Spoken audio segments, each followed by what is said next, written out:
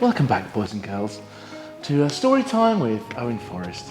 And tonight I'm going to be reading you a story about a little Porsche 911 and her start in the world in Stuttgart in Germany. Okay, let's get into it. I should actually talk that. Oh, this is a bit uncomfortable. I did decide on sitting on the wheel, but it's actually, the tyre's flat and it's actually squashing.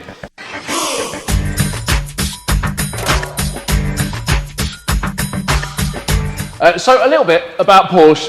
Well, I've spoken a lot, or I will be speaking a lot about this car particularly, but for those who don't know, and actually I didn't know, and when I first got it, because I didn't know if it was a 964 or anything, you know, I'm still learning about them now, but basically it was quite interesting to find out that that it is air-cooled, this one, hence the big fan on the back. So Porsche's engines, yes, it's similar to a Beetle. It's not a Beetle engine, all right, so get over that.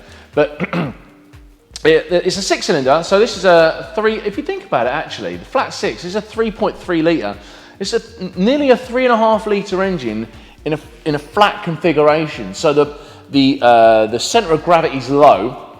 I think Porsche have eventually worked out that it's not the optimal engine positioning for motorsport, because really the engine needs to be, for weight distribution, needs to be further towards the front, or in the middle ideally. But actually with this, it's kind of an assumption, and it's taken into account that the engine is mounted probably a bit too far back for optimal sort of weight distribution and the way the car races, but they are still really popular and people love them, so there must be something in that. Even if it's not like optimal, they're still loved and they're still revered. So yeah, it's a flat 6 air-cooled engine, 3.3 litre, and it makes 390 horsepower with a KKK turbo, which was also coincidentally, a similar unit was used on the Audi S2 when Audi in the early 90s, 91, 92, when Audi actually borrowed a lot of the technology, and Porsche got involved and they sort of homologated and turned the Audi AT Coupe into RS2, sorry, Nick's corrected me, thank you Nick. Actually it was, because the S2 and the RS2 are slightly different. So the RS2 had Porsche brakes, Porsche 911 brakes as I understand it, and a bigger turbo and some things like that. So it had Porsche performance, but you could get more people in it, take the kids to school. It's an air-cooled engine. So there's no water system, which is good and bad, because the water system is probably more consistent, maybe for motorsport, but it's one less thing to go wrong. So just by having a big fan and a belt, you're sucking cold air up from the road, or the track, or wherever you are, and it's getting pumped past the cylinders, which have cooling fins on, and it's going straight out the engine lid at the back. And obviously on this, with an intercooler in there, that's also cooling the charge air that's going into the engine for the turbocharger. So in its day, it was reasonably complex because it was fuel injected and it was turbocharged, but it was still using air-cooled technology, which had been around since who designed the air-cooled Volkswagen Beetle. We're not going to get into him. We seem to be talking about him a lot, don't we? Let's not refer to that guy anymore. You mentioned it once, but I think we got. But I think that's enough. I think we got away with it. Don't mention the war. So it's basically, it's air-cooled. But on a track, I suppose, it's one less thing to go wrong. So yes, it's powerful, but if it's powerful and reliable, then you've got less things to have to mess around with, and you've got a big fan sucking the hot air past the engine and out the top. So overall, it does make for quite a simpler design, and apparently the engines are quite easy to remove. I've never had to do it myself. But 400 horsepower in something, we don't know how much it weighs. I can find that out. We know standard what it weighed. What was it? 1360, I think it was. That's news to me. I don't remember working that out, actually. We found that out. Okay, so if it weighed, I can always put it in the rollers.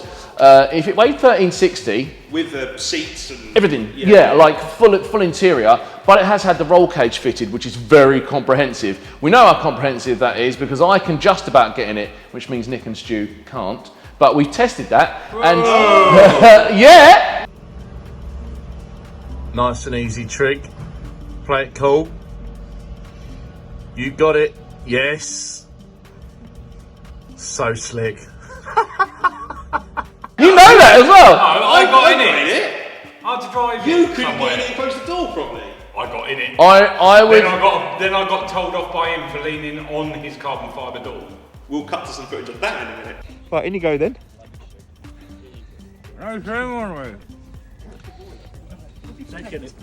Oh wow, we go airborne, do we? Now the doors. Oh, look at him, like a pro. Not the carbon fibre door or the nice bubble top roof. I love some of the design features on it. I really do. I get a proper stomp Or the on bonnet. it. What? We're not going to go there, are we? Problems inside the car, and that is the bonnet. So we've had a few questions about the car behind me and its history, how it came about, and that it's a bit special. It's special to us, and it's a bit of a unique car, but it's unique in a number of ways. It's not just a Porsche 911. It's not just a Porsche 911 Turbo, but it actually started life. It's registered a bit later, but it's actually a 1986 Porsche 930 Turbo. Registered just as a 911, but it's got the turbo engine fitted, which is a 3.3. So please correct me, I'm still learning on the Porsche stuff, so if there are anyone that knows anything about Porsche out there and you think it's a 964 instead of a 930, I'm still fishing for information, but I understand to date that it's a Porsche 930. So a lot of the body shells in Porsche are the same, the 930 and the 964 panels can be interchanged and they use the same chassis as far as I understand it. The most interesting thing about this car is that it was a race car from a very, very early on, like from an early part of its life. So it came out of the factory and then went to be painted. It had a custom paint code. So I was trying to obtain the paint code for a number of reasons, for touch-up paint and for stuff like that. And I phoned Porsche and I gave them the VIN number and they said, oh, it's tricky, we can't locate the car, and it hasn't got any history for a long, long time. Bear in mind, this is a 1986 car. The last time it saw the road or saw any photography or any track time was 2011. So I phoned Porsche and the guy said to me, I wanted to find the original colour because I contemplated painting it the original colour, and Porsche told me, after some digging, the guy told me on the phone that it was a Type 99 paint code, which means that it came out of the factory, went straight from the Porsche factory and went straight to Porsche's paint shop to be painted a colour that the owner had dictated. So the owner would have just said, I want it that colour, and Porsche call it a Type 99 code, which means it's a custom colour, but it's original. So that is fun. It's a beautiful colour, don't get me wrong. I would have liked it in like a pastel colour, but Porsche's colours back then, the nice pastel blues and some of the yellows are really nice. So it's fitted with the 3.3 turbo. So yeah, it makes 390 horse, bigger intercooler, aftermarket intake. It's got aftermarket rods, balanced crank, all the good stuff basically. By today's standards, 390 horsepower isn't tons, but by Porsche standards of the time and cars in 1986, 89. Around the era, it would have been up there. And then she was used straight for racing. Being used for racing, it had everything fitted. So this car has done very, very few road miles. She's got something like 50,000 miles on her, but she's got a few battle scars, which actually, as you may see in some of the photos, the battle scars make up for the history and the heritage of the car, which makes it more interesting for me. Again, going back through the paperwork, there's a ton of history, grid positions, and the livery that's on the car, and what races it won. It won the Intermark Championship. It was used in the Porsche Open, both at Brands Hatch, Snetterton, and a bunch of other tracks. And I believe it was a 911 Cup car, although I don't have paperwork to show that. Some of the most interesting parts about it, just to give you an example, are All right, geezer. Yeah, give us 2 minutes. Owen's talking about his crap Porsche. Yeah. I'm talking. Unbelievable. I know! Even for him. I'm trying to talk about this. Arsehole!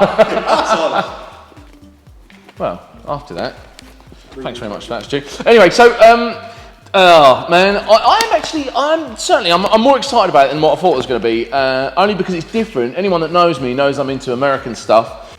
There's a start-up procedure, so you don't just start the car, it's on a key, but you get into it, there's a battery switch, a warm-up procedure, and then there's a gearbox cooler, which has got a separate switch on the dashboard, reverse gear blocks, then there's a fire extinguisher system in there, blah, blah, blah. Some of the bills, right, so some of the bills are dated, this one's dated August 2007. I would imagine as a race car, they are maintained, obviously for reliability, they have to be maintained to like a super, super high standard. But some of the builds, given that they're like 22, 23, 24 years old, the value of everything is more now, obviously. Just a collection of parts, engine bearings, conrod bolts, big end bearings, oil pump, gasket kit, and a set of pistons. It says a special turbo type piston, Omega manufacturer. I don't know Omega pistons, but that's £5,500 alone.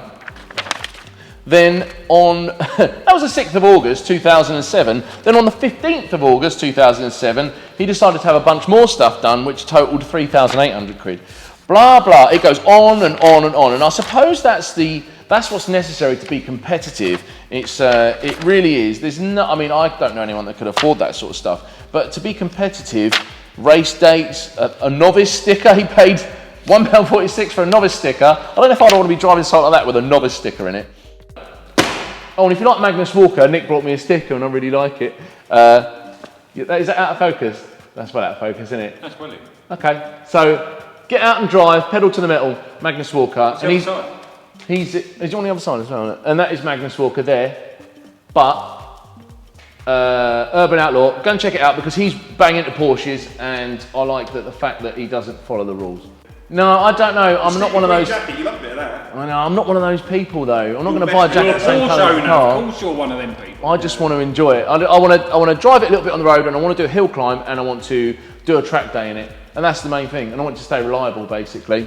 If anyone's got a Porsche jacket, please send it in. No, it'll just make my day seeing him walk around with a Porsche jacket. Extra small. Extra, it's got to be extra small. Child size. Child size. Anyway, on that note, why don't you subscribe? Why don't you like what you like? Well, I was actually speaking in another term, but subscribe to the channel, hit the bell, and comment and share the page and share our channel. If you like what we've got, we're going to take it for a drive. We've got lots more stuff coming up. So anything you could do to support us, that'd be great. We really appreciate your help so far. Cheers.